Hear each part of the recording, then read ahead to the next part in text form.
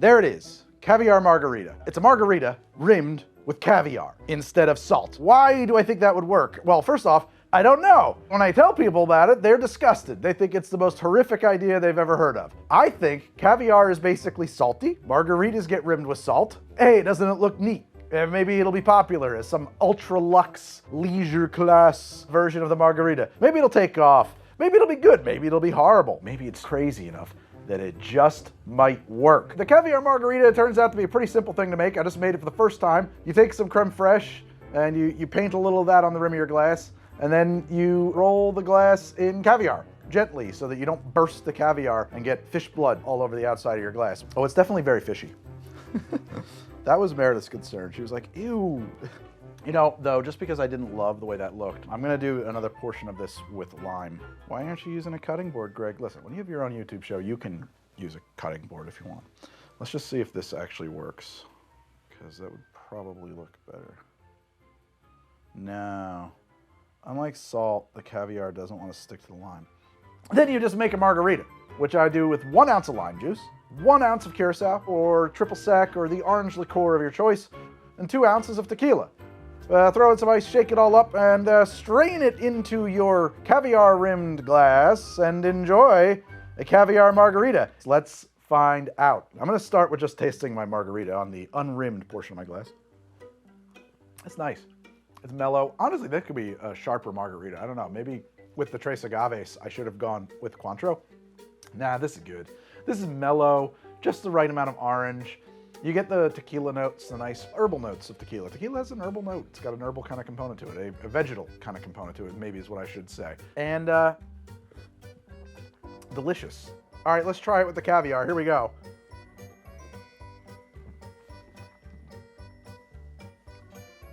It's not bad. It's weird. The creme fraiche is gross. Creme fraiche is basically soft cheese. And when it meets the acidity of a margarita, it turns to like crumbly, grainy grossness in your mouth. I would say that it curdles, but it's kind of already curdled. That's not so good. The caviar texture is actually really nice. I kind of love the way it feels on the tip of my tongue. It's an interesting texture. It's fun for the mouth. Unfortunately here, the caviar doesn't really like get a chance to like pop in your mouth the way that it would if you were eating it. So I'm not actually sure how much it's adding flavor-wise. Okay, that works good. It does work more or less the same way salt does. Here are the downsides. It's less reliable than salt because unless you catch it in your teeth and make a point of chewing and popping those caviars, you don't really get the saltiness of it. They just kind of disappear into the drink. It's also greasy. It's an oily, buttery kind of drink that leaves like a sheen on my lips now. I think that's actually probably a little bit from the fish oil and a little bit from the creme fraiche. I think that this is a drink that probably a lot of people will be put off by. It doesn't bother me, but you see what I do for a living. I think if we're trying to find alternative forms of salt for a caviar margarita, I think we could step this up. We're gonna shake with the caviar. So we're gonna start with 1 ounce of lime juice, 1 ounce of Curaçao, 2 ounces of Tres Agaves, and let's call it a bump of caviar. Let's go with 2 of those. Oh man, they immediately turn like red. Oh, I don't know what I'm in for now. Ice. Oh, there it is. There's the caviar. Fish slurry of a cocktail. Yeah, baby. Let's let that sit for a minute. Let's prepare the glass we're gonna drink it out of. I'm going with the same glass. I really like this one. I wanna make a little garnish of this. I'm gonna do that with one of the blinnies and just a little smear of the creme fraiche. Just kind of dip that in the caviar. Probably gonna float that onto the top of this drink when we're ready. Let's strain this into my glass. Oh my God. I wanted something that was a little different. That is different. Whoa, man. I kind of wonder if I should have rimmed the glass in salt. It's a little too late for that now. There is some caviar still in here that hasn't quite been pulverized. I was thinking about floating the blinny right onto the surface, but how are you gonna eat it if I do that? And then I'm worried it's gonna soak up all the drink and sink really fast. And I don't want that. I think that you serve it as an accompaniment. I think it's one of those like experimental kind of experiential cocktails that you get at a high-end bar where you have this on the side. Let's see how Caviar Margarita number 2 is. You know, I love coffee. It's such an important part of my life. That's why I'm so happy that Trade is the sponsor of this episode, because Trade, they are super cool. They help me discover new coffees all the time, because they got over 55 awesome roasters making all kinds of coffee, and they ship it straight to my front door, roasted to order. And you know, as much as I do love coffee, I can find that just picking new beans to try, which I love doing, overwhelming. Because there's so many species, so many places of origin, so many roasts, blends, farms. Well, you know, Trade maps my specific preferences to hundreds of different flavor profiles, and they use that to pair me with coffees that are perfect to my taste. I think it's part art, it's part science, there's machine learning involved, and a bunch of industry expertise.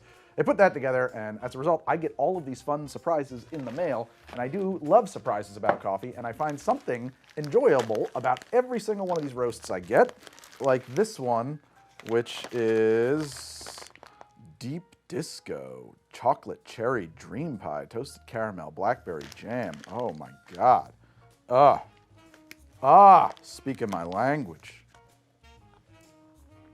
Oh my God. It's like cherry pie with like a nice square of super dark chocolate, like 89% cacao. Just cherry pie, chocolate, cherry pie, chocolate. Nom, nom, nom. So here is the thing, if you love coffee, and I bet you do, and you want more of it, and I bet you do, you should go to drinktrade.com/howtodrink or hit the link in the pinned comment or the one that's up here in the corner. Sign up and get $15 off of select plans and your first bag of coffee free. And so now back to the show. Thank you, Trade. That works. Wow. Whoa, that's kind of nice, actually. It does add the saltiness that you want in a margarita. It's like adding saline solution. Is it better than adding saline solution? I don't think so, to be honest. Like, in that regard, I'm a little bit disappointed. But for presentation, you know, and what the heck, let's just try and float this. Let's see if it floats. Not really. Get that the hell out of there quick. Ah. Although now I'm interested in just trying the Blinny. Margarita-soaked Blinny. Hey, man, that's good. That's really good. Damn. I'm going to try and pull this apart a little bit more and see if I can really see if there's a difference here between this and just like a salted margarita. Maybe subtly, you know? It's a different kind of salty. It's brinier. It has some ocean to it, you know? Yeah, it has this like sweet note that I don't know that I normally would detect in a margarita. I like it. It is a subtle difference. I think that you would have a hard time convincing somebody who hasn't had a lot of margaritas that like, oh my God, this is a revelation in margaritas. But on the whole though, I'm not supremely impressed with it. I'm still a little disappointed. Maybe we're barking way up the wrong tree. Maybe we need to think about an entirely different drink, an entirely different everything. I want to do something with Paloma, a fishy Paloma, a fishaloma. I think a Paloma, like a lot of tequila drinks, benefits from a little salt. I also like a fresh grapefruit Paloma. I know that's like, I'm gonna call it gringo shit. I want my Palomas to have bite, like fresh grapefruit bite. So I got some fresh grapefruit juice. I wanna jam this sucker up. Let's do an anchovy Paloma.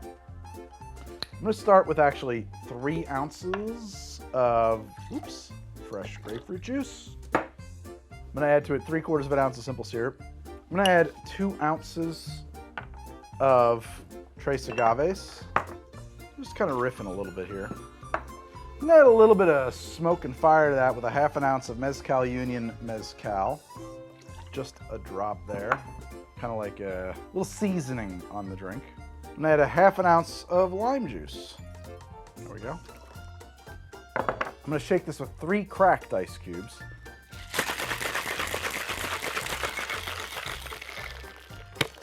Now I'm gonna directly carbonate that whole thing. Lock it in there and let her rip. Unlike a soda stream, you can carbonate anything with a drinkmate. Use the link in the pinned comment below or up here in the corner. Find my Amazon affiliate link, which I do appreciate if you want to pick one of these up. They're very handy. I love them. Carbonate anything with them. I got a little tin of anchovies here. I've never eaten an anchovy, not directly, honestly. But I have had many a Caesar salad, and anchovies go into a Caesar salad. And more or less the way that I'm about to use it, I'm gonna pick out an anchovy, and I'm just gonna drop that into the bottom of the glass, and maybe we'll do 2.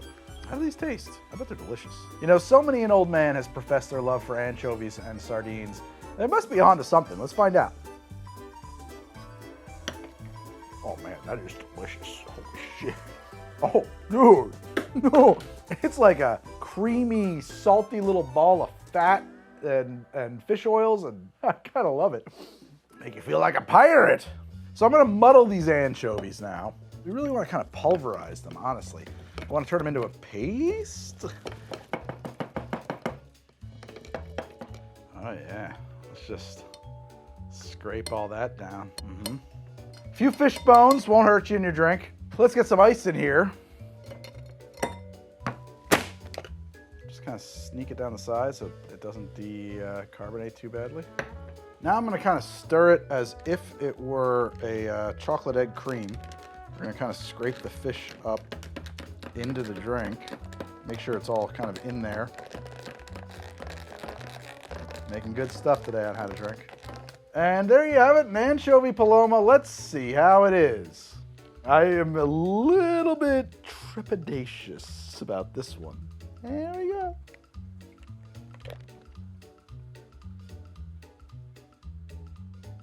I don't hate that at all.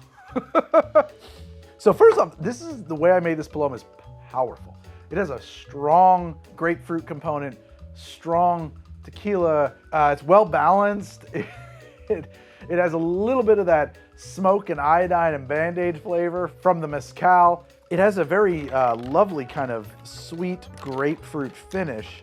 It also has a lot of fish floating in it, as one does. There's a whole like chunk of eel-looking anchovy in there, plus a bunch of anchovy paste and just pieces.